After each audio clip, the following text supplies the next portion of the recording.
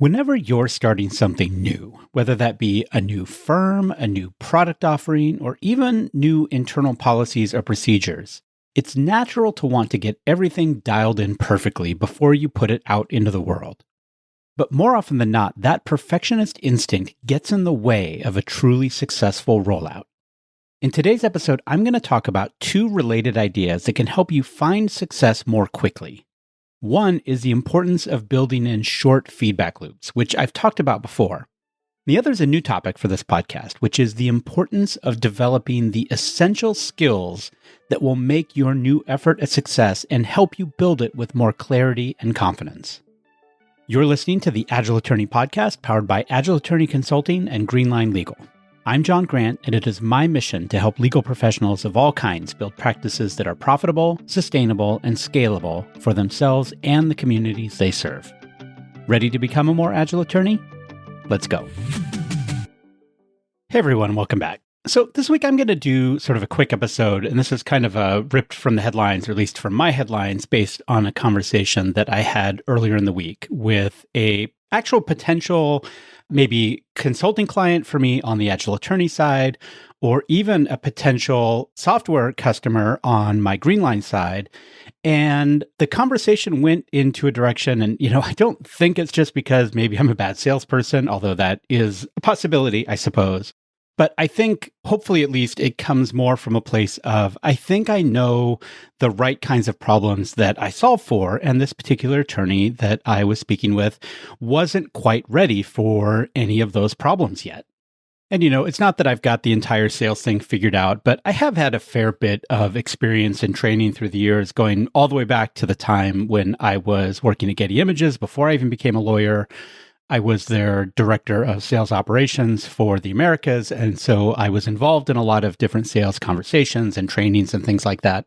And then in the early days of my law practice, and even in the early days of my consulting practice, I actually did a couple of different sales trainings and theories and all the rest. And I would say at least the method of selling that really resonates with me and has proven to be reasonably effective is this notion of consultative selling, right? So I'm not just selling a thing and trying to get anyone who walks by to try to buy this thing. I'm really working with my prospects and trying to figure out what is it that they need, what are the pain points they're having, and then if I think I'm the right solution for it, great, we can enter into more of a sales conversation. And if I'm not the right solution, I'm going to try to point them in the right direction. That's just kind of my approach to things. But the way this conversation went, and this is specific to this person who their situation is they are relatively newly starting up a, for now, true solo practice. It's an experienced attorney. They've got, I think, 15 plus years of experience in a couple of different practice areas. So lots and lots of skill and experience and knowledge on the legal services delivery side, but relatively new to the running a business side of having a solo practice. And just in case you think, oh, well, this episode is only going to be right for me if I am in a similar situation, I don't think that's true. I think there's going to be some things I'll talk about here in a minute that will be useful to you when it comes to solving problems, trying new tools, software, approaches, whatever, that I think are going to be effective regardless of where you are in your particular law practice journey. So the good news, this person is someone who's been listening to this podcast for a while. They will recognize themselves. I actually asked for permission to talk about their story. So they are wrapping their heads around agile practices, the Kanban method, things like that for their law practice.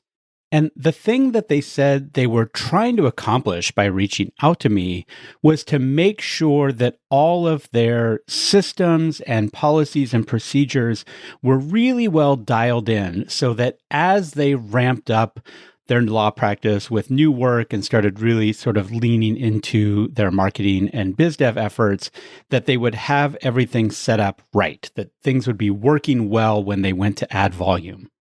And I totally appreciate that approach. It is natural in a lot of contexts, but it's especially natural for lawyers, right? We are risk mitigators. We're trying to avoid risk. We like it when our clients sort of ask us for proactive advice so that we can help them avoid the kinds of trouble that we know that they're likely to run into, or at least we think we're likely to run into somewhere down the road. But some other things that I discovered in the course of this conversation, one of them is that even though this person has a vision for a particular type of law practice that isn't quite what they had been practicing before, but it's sort of a combination of a few different practice areas that they have experience in, that wasn't really what most of their current work was about. They were taking the work that shows up, which again is totally natural for any new business. You need to generate cash flow, you need to generate the work, but they already were sort of leaning into their sort of safety zones from their past practice areas as opposed to really focusing on what is my ideal client? How am I going to go get customers and clients for this new practice area that I envision? Now, the good news, or at least the convenient thing for me, is that one of these prior practice areas for this attorney was business law. And so I asked which business concepts were they familiar with. And the one that we had some overlap in is this notion of the lean startup, right? So really being intentional about minimum viable products and validated learning and running a lot of small experiments to grow the business as opposed to doing a lot of big bang thinking about the business, without actually colliding those ideas or those intentions with the reality of will they or won't they actually work in practice. And you can maybe see where this is going. My advice to this attorney was effectively, you're not quite ready for me yet, either on the Agile Attorney Consulting side or on the Green Line Legal side. And the reason why is actually hinted at in the intro to this podcast. And so I have made it really clear, obviously over several years now, that I believe that my best use is helping attorneys and other legal practitioners build practices that are profitable, sustainable, and scalable, roughly in that order. And the thing that this attorney came to me with was looking for a sustainability or a scalability solution where really what they had right now is a profitability problem. They aren't yet bringing in enough work, at least specifically in that target practice area, to know whether the business is going to be sustainable, much less scalable. In other words, they were kind of putting the cart before the horse in terms of wanting to solve for these consistency and templatization problems when really what they need to do is go out and drum up some business. Now, one of the ways that I sold this person on this idea was with a concept or a framework that I actually think is really important for everyone to pay some attention to. And that's this notion of essential skill development or essential skill training. And there's been a few different ways that describe this, but I think the best way actually is something that I've borrowed from Seth Godin, and it really seems to resonate with people. And it has to do with teaching kids how to ride a bike. And the thing that Seth Godin talks about, and that I personally experienced in teaching my own kids how to ride a bike, is for many, many years, generations really, since the invention of the bicycle, the way that we have taught kids how to ride bikes is through the use of training wheels. And the reason we do that, of course, is we don't want them to fall over and hurt themselves. And the training wheels help prevent that from happening. And it's an interesting approach, but it turns out that we've kind of proven it wrong as a society. Because when you teach a kid how to ride a bike on training wheels, what you're kind of assuming is that the essential skill to bike riding is the act of pedaling, right? That you're trying to teach a kid how to pedal a bike without falling over, and a little bit more maybe around steering a bike as well. But the pedaling is the thing, right? So they can kind of get going, not super fast, but they can really start to get the feel of pedaling a bike because the training wheels are preventing them from falling. And then we all know what happens once you take those training wheels off is that with a lot of kids, at least, maybe not all of them, but what happens is they tend to fall anyway, right? This act of taking the training wheels off, sometimes you can get some momentum, and I forget if it's centrifugal or centripetal force, but right, you get the force, the gyroscope effect of the wheels. It helps balance the bike, things like that. All of that is true, but a great number of kids, when you remove the training wheels, they fall over anyway. And the reason why is that we have taught the kids how to pedal the bike, but we haven't necessarily taught them how to balance on a bike. And the way we know this is because now the way that I think most kids are learning how to navigate a bicycle, ride a bike, isn't through the use of training wheels, it's through the use of stride bikes or scoot bikes. And this is how my kids learned. And let me tell you, it was fantastic. And so, for those of you that aren't familiar, and most of you probably are at this point, right? The thing about a scoot bike is the kid gets on the quote unquote seat, and sometimes even the seat is like really low. And they basically, at first, they can just walk with a bike between their legs. And that's enough because they're getting a little bit of a feel for it.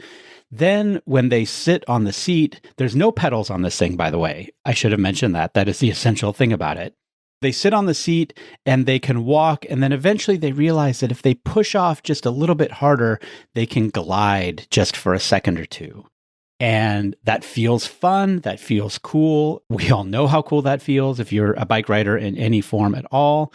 And so they want more of that. And so they then, through their own curiosity and initiative, will take longer and longer steps and take more and more time with their feet off the ground in between those steps. And kind of before you know it, they're gliding around the parking lot or the playground or wherever you are on this bike. Even though there's no pedals, they're able to ride the thing and glide the thing. And what this has sort of proven is that the essential skill of riding a bike isn't pedaling, it's balance. And the scoot bike, the stride bike, it teaches balance. And then once you have the balance down, the pedaling is relatively straightforward. The thing we talked about earlier in the week with this attorney is that the essential skill for new practitioners, new legal business owners, and usually that's solos, isn't doing the legal work, it's getting the work. And so the rest of our conversation, we really focused on what are some steps that this person can take to try to get cases in the door, and not just any cases, but cases in the practice area that they want to practice. And because I'm a consultant and sort of a coach at heart, I actually issued him a challenge, sort of an accountability partnership thing, which is that he try to find 2 new clients within that practice area by the end of this month. And so the conversation was sort of right around the middle of the month. And the challenge is, what can you do to try to bring in 2 of your ideal clients, your ideal case types, before the end of the month? And then we kind of had a little bit of a deeper conversation about specific strategies around that. I won't go deep into it other than to say that my advice, I think, is pretty consistent with a lot of people's advice, which is your best efforts in marketing a new practice area is typically through networking and referral marketing rather than all of the other things like SEO and Google Ads and keyword marketing and blah, blah, blah, right? I think getting out and talking to people is really the best place to start. If for no other reason than you get real-time feedback from those people about what you're talking about, right? They might tell you to your face, we don't really have any need for that, and I don't know anybody who does, which isn't necessarily what you want to hear, but that would be incredibly valuable feedback if you got it, especially if you got it from 2 or 3 or 4 people. And I'll actually call back to one of the earliest episodes I did on this podcast. It doesn't actually have an episode number because it kind of predates the current format of this podcast. But if you look at the very beginning of my feed, there is a bonus episode that is one of my Voice of the Client episodes. And the one you're looking for is the interview with Dennis, who is a financial planner. And Dennis has some really great advice about networking and referral marketing for attorneys, for him specifically attorneys that are looking for estate planning work. But I think the advice that he gives is really applicable to anyone engaging in networking and referral marketing type strategies. So go look for that. I'll put a link straight to it in the show notes. But looping back for a second to the lean startup idea, right? The reason that I gave this attorney the challenge of trying to get 2 of those clients by the end of the month is it's something of a SMART goal, right? It's specific, it's measurable, it is achievable, it's relevant, and it's time bound. So I'm a big fan of SMART goals. The other is that it forces a feedback loop. And if at the end of the month, he looks up and he has those 2 clients and he's like, great, I'm onto something. I think I can build this business around this thing. If he doesn't have those 2 clients, that doesn't mean it's not a good idea or the right business. Maybe the strategy he used wasn't working. Maybe the tactics he was using inside of those strategies or that strategy could have been better, right? It's not like a nail in the coffin, but it still is information and it's feedback, and it allows whoever is using this approach to actually course correct and then figure out, what else can I try that might work a little bit better, right? Either that's doubling down on the thing that I did that was successful, or that is a pivot from the thing that I tried that didn't really work the way I expected it to. And so that's my takeaway for all of you, right? Regardless of where you are in your business journey, in your practice journey, it's easy when we're thinking about designing these new tools, these new systems, these new products, these new practice areas, whatever it happens to be. We want to get into the ideal, perfect design world where we can kind of live in our heads and we don't actually have to collide it with the reality of, will this work or won't it, right? We can be in this really kind of comfortable space where we're designing, but we're not actually being confronted with the reality of the thing. I'm going to encourage you to force yourself to go confront reality. Figure out what you need to do, what are the essential skills for the new venture that you're trying to spin up. Again, whatever that happens to be, whether it's a totally new business or whether it's something else within your existing business, run the experiment, do it in a smart, intentional way, have a hypothesis about how it's going to work, and then frankly, use the scientific method to force a feedback loop and either validate or invalidate that hypothesis, not because we love being wrong about things, but because we need to learn what works and what doesn't. And every feedback loop we create, every little test we run is making us smarter. And over time, it's that intelligence about the problem and the solving of the problem that is going to serve you best, not trying to come up with some pie in the sky ideal design based on your assumptions about what you think is going to happen, as opposed to the reality of what actually is going to happen or actually does happen once you run these tests. And I'm going to leave it there for this week. So thank you for listening. If you want to get a taste of my consultative selling approach, you can either go to greenline.legal and click that book a demo button. You won't always get me, but my business partners also have something of a consultative selling approach. We're pretty aligned on this. If Greenline's not the right tool for you right now, we're not going to try to force it on you, right? We really want to make sure that we're delivering on our value promise and solving very real problems inside of your practice. We're not just going to sell you a tool for the sake of selling you a tool. And then, of course, I'm also happy to talk to you wearing my Agile Attorney hat. And if you go to agileattorney.com and look for the Work With Me button, you'll see the ability to book a discovery call on that side as well. And either way, hopefully I can help you figure out what's the right order of events, what's the essential skill, what are the things that are going to help you take the next steps. And the reason I'm comfortable doing that is that I am pretty sure that if this attorney I spoke with earlier in the week is successful at doing business development, they're going to come back to me and we will have an opportunity to work together when the time is right. But if I try to force us working together when the time isn't right, then that could be the end of the relationship. And that's obviously not something I want. So with that, this podcast, as always, gets production support from the fantastic team at Digital Freedom Productions, and our theme music is Hello by Lunara. Thanks for listening, and I will talk to you next week.